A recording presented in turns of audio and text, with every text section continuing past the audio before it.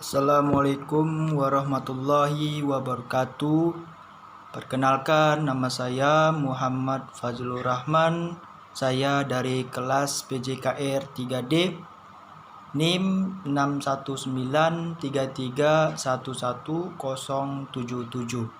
Saya akan melakukan presentasi PowerPoint saya yang berjudul dengan Silabus Kurikulum 2013. Dan di sini ada komponen silabus, yaitu ada identitas sekolah. Yang kedua, identitas sekolah meliputi nama satuan pendidikan dan kelas. Yang ketiga, kompetensi inti. Keempat, kompetensi dasar. Yang kelima, indikator. Yang keenam, materi pembelajaran. Yang ketujuh, kegiatan pembelajaran. Yang kedelapan, pendidikan penguatan karakter. Yang kesembilan, penilaian. Dan 10, alokasi waktu. Dan 11, sumber belajar. Selanjutnya ada kompetensi inti. Yang pertama adalah menerima dan menjalankan ajaran agama yang dianutnya. Seorang siswa atau mahasiswa itu diwajibkan untuk mengajarkan tentang ajaran agama yang dipercayainya, seperti agama Islam, Kristen, Katolik, dan selanjutnya ya. Dan yang kedua, menghayati dan mengamalkan perilaku jujur, disiplin, tanggung jawab, peduli dalam gotong royong, kerjasama, toleran dan damai, santun, responsif, dan proaktif, dan menunjukkan sikap sebagai bagaimana dari solusi atas berbagai permasalahan. Yang dimaksud ini, seorang siswa, mau SD, SMP, SMA, mahasiswa itu harus mengamalkan perilaku yang sangat jujur, karena wajib sekali ya seorang siswa atau mahasiswa diwajibkan punya berperilaku sangat jujur ya, karena itu menjadikan pahala buat kita ya.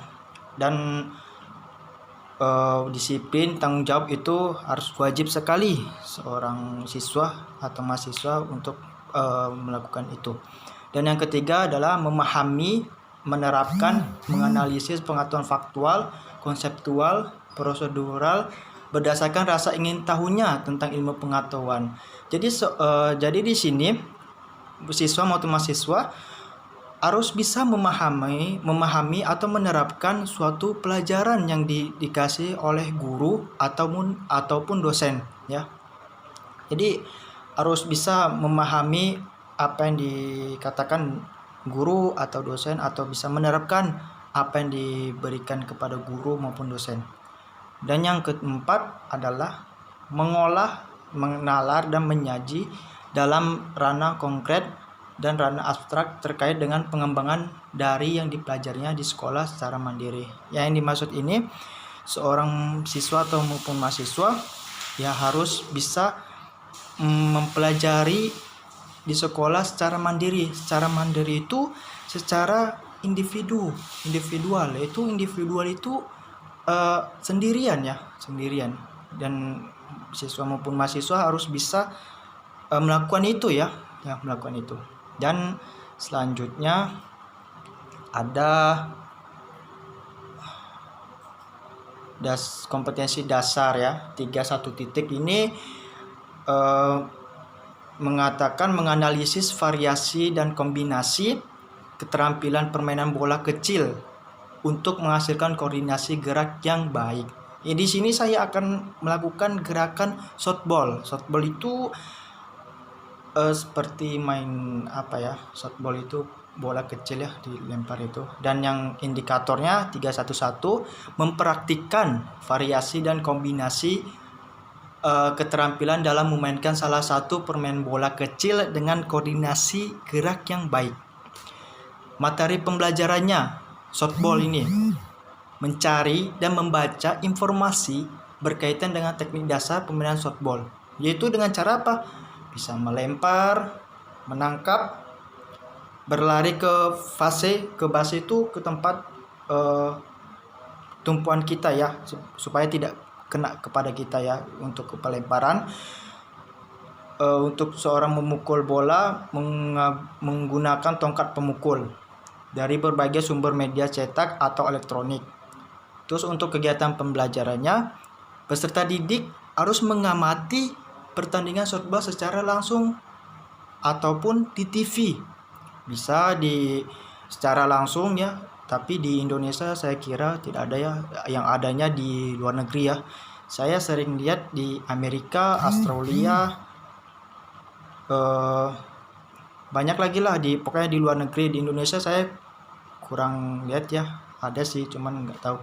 Dan di TV banyak sekali, di TV saya sering lihat di mana saja, dari YouTube, dari mana, dari sumber mana saja bisa